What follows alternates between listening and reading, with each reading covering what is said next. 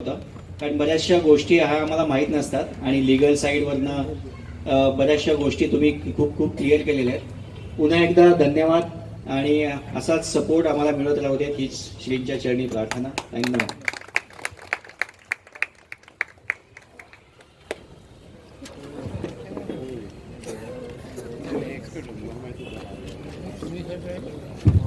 अजून एक प्रेझेंटेशन बाकी आहे. 3 आज पीएमसीज आपण बोलवल्या होत्या.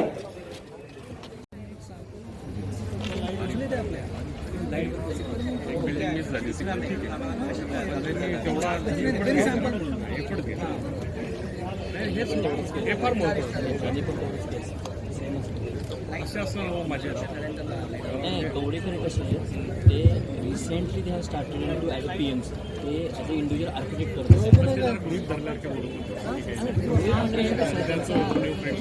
त्याची कशी टीम त्यांची छोटी आत्ताची जस्ट दे स्टार्टेड आणि त्यांचा हा मेजर प्रोजेक्ट आहे. आधीपासून आमच्याकडे जी टीम आहे ना ते त्यांना खूप एक्सपिरियन्स मुंबईमध्ये काम करतात.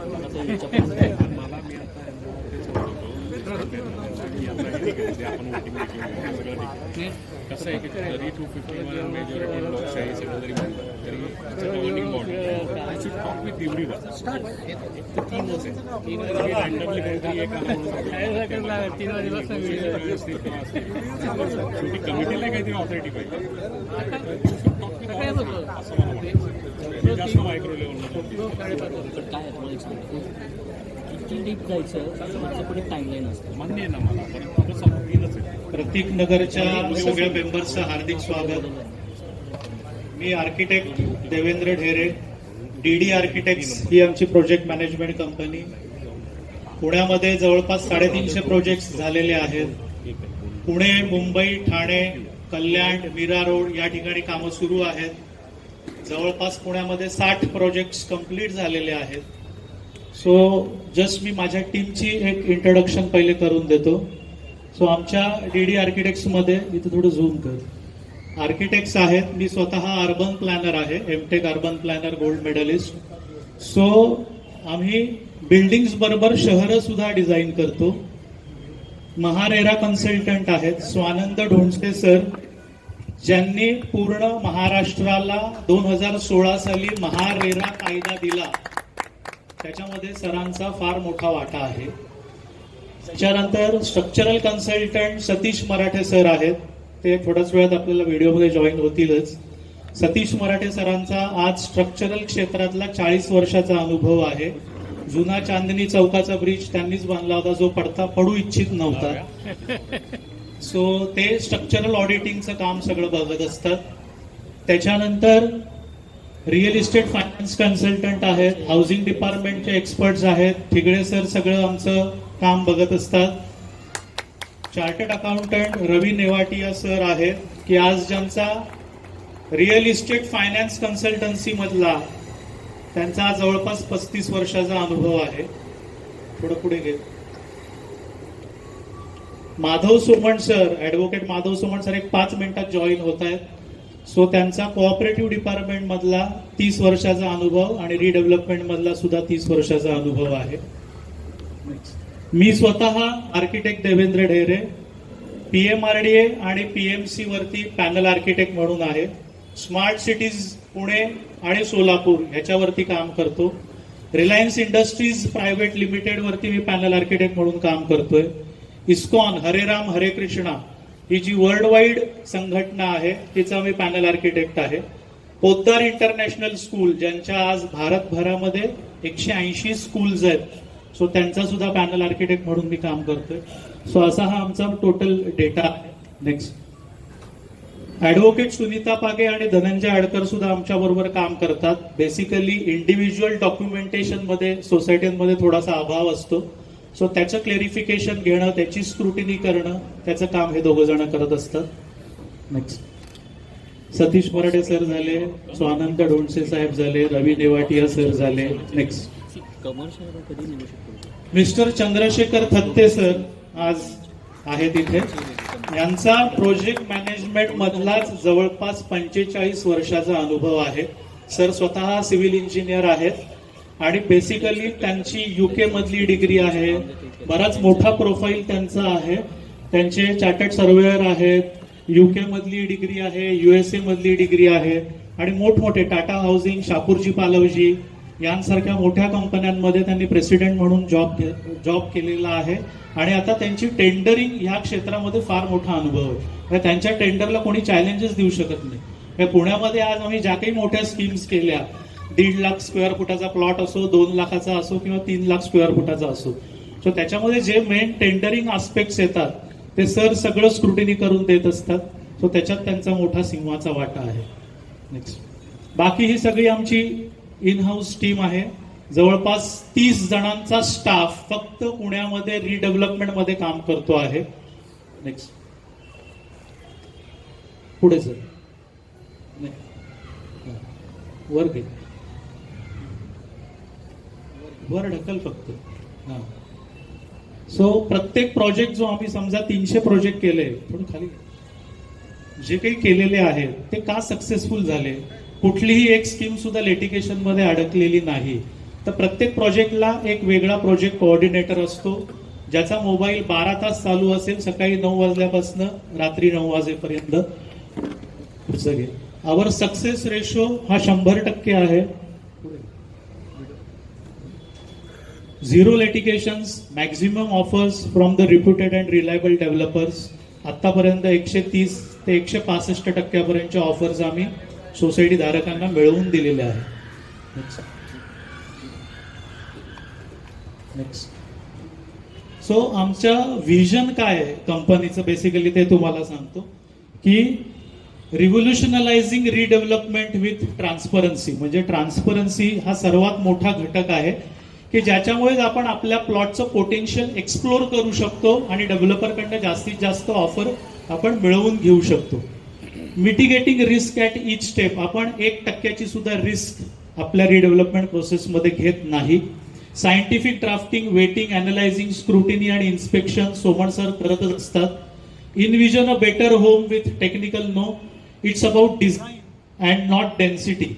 म्हणजे नुसतीच काडीच पेटीसारखी बिल्डिंग डेव्हलपरनी बांधून दिली, आम्हाला 1 रूम आणि 1 टॉयलेट एक्स्ट्रा मिळालं आणि आम्ही परत रिडेव्हलपमेंट मध्ये राहायला गेलो, असा अप्रोच न ठेवता जास्तीत जास्त डिझाईनवर कॉन्सन्ट्रेट करून आपण खरं तर रिडेव्हलपमेंट म्हणजे इज ऑफ लिव्हिंग आहे, ते कशा पद्धतीने करू शकू. मी काही व्हिडिओज नंतर तुम्हाला दाखवेल की 3 साइड ओपन फ्लॅट्स आम्ही कसे बनवले आणि ज्याच्यामुळे आज गंधर्व नगरी सारखा एरिया डहाणूकर मध्ये जिथे 12,500च्या वरती रेट नाहीये, तर तोच डेव्हलपर आज त्या ठिकाणी 16,000चा रेट त्या बिल्डिंगला घेतोय. नॅचरली जर 16,000चा रेट जो तिथे घेत असेल तर त्यांनी सबसिक्वेंटली तो सोसायटी मेंबर्सना त्याचा बेनिफिट पास ऑन केला पाहिजे. सो हा सगळा डिझाईन आस्पेक्ट असतो, तो कसा रिडेव्हलपमेंट मध्ये असतो ते सुद्धा आपण बघूयात. आणि शेवटी the best offer from the reputed and reliable developer. So ह्या आमच्या बेसिकली कंपनीचं व्हिजन आहे. आता आपण एक तो प्रोजेक्ट दाखवू, तो पुढचा प्रोजेक्ट दाखवू. जसं मी मगाशी म्हटलं की आम्ही इस्कॉनचा पॅनल आर्किटेक्ट म्हणून काम करतो. सो हे इथे झूम कर. सो हे आमचं जगातलं सर्वात मोठं हिंदूंचं देऊळ, जे 2008 पासून मी ह्याच्यावरती आर्किटेक्ट म्हणून काम करतोय. 2025 साली आपले माननीय पंतप्रधान नरेंद्रभाई मोदी यांच्या हस्ते याचं उद्घाटन होणार आहे. आता जवळपास फिनिशिंग स्टेजला आम्ही पोहोचलेलो आहोत. 750 एकर वरती हा प्रोजेक्ट आहे आणि ह्याचा रिडेव्हलपमेंटशी संबंध आहे, पण काय स्केलवरती आम्ही कामं करतो आहोत हे जस्ट सांगण्यासाठी ही स्लाइड जोडली होती. हे कुठे आहे? हे कलकत्त्याला मायापूर म्हणून ठिकाण आहे, जिथे गंगा नदी बंगालच्या उपसागराला मिळते त्या ठिकाणी आहे. म्हणजे इस्कॉन ज्यांनी स्थापन केलं ते प्रभुपाद, त्यांची तिथे समाधी आहे. आणि ह्याला मेजर फंडिंग जे आहे ते हेनरी फोर्डचा नातू एमरिश फोर्ड, त्याने हिंदू धर्म स्वीकारलाय आणि त्याने ह्याला 300 कोटीचं दान केलेलं. म्हणजे तुझा म्हणजे हेनरी फोर्ड ज्या वेळेला होता त्यावेळेला प्रभुपादांनी सांगितलं होतं की हे ज्या वेळेला मंदिर इथे उभं राहील तेव्हा तुझ्या फॅमिलीतल्या मेंबर्सनी ह्याला सपोर्ट केलं पाहिजे. आता आपण व्हिडिओ दाखवू.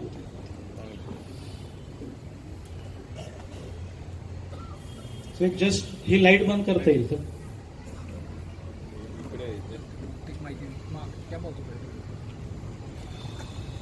ठीक आहे, दिसेल ना. करा प्ले. दिसतंय. थोडा आवाज आहे तिथे तिथे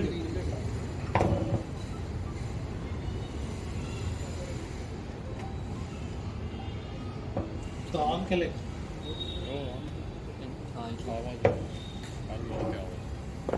आवाज केला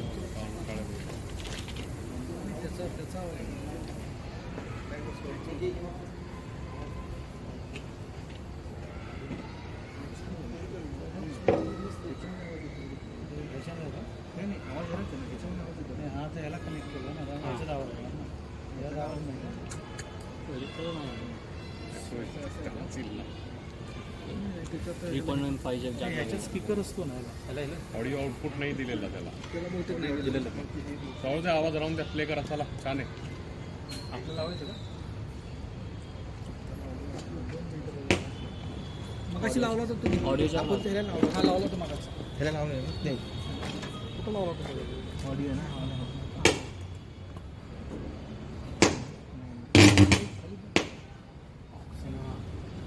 आउट आहे का ऑडिओ इन आउट?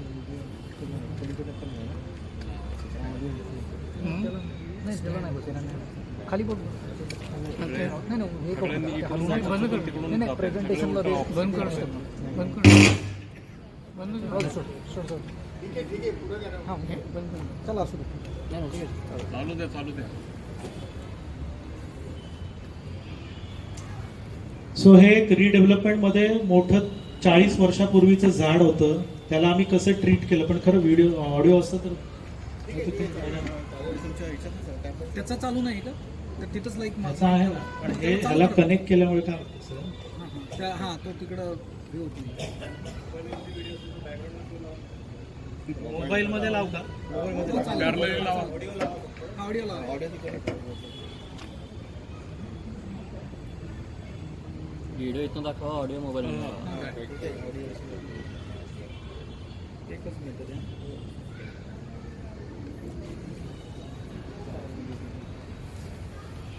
खूप एफर्ट्स घेतले पण ग्रेट आहे, ॲब्सोल्युटली अमेझिंग. काय झालं बंद केलं त्यात जाणार नाही का? हा 3.5 नाही आहे तो आणि- काय? नाही लागणार का? तो त्याचा jack आहे. असू दे. नातं म्हणतो. आपली वस्तू दुसऱ्याला देताना आपण ठेवतो विश्वास आणि ती स्वीकारणारा घेतो जबाबदारी, तिला जपण्याची, त्यात काही मोलाची भर घालण्याची. आणि याच विचारातून अस्तित्वात आले डीडी आर्किटेक्ट्स, गृहनिर्माण संस्थान चार्जिंग होईल ना? च्या पुनर्विकास प्रकल्प व्यवस्थापनातलं पुण्यातलं सर्वात मोठं नाव. आपलं राहतं घर हा प्रत्येकासाठी जिव्हाळ्याचा विषय असतो, कारण घर जितकं विटामातीचं असतं त्याहीपेक्षा असतं माणसांचं, त्याच्या स्वप्नांचं.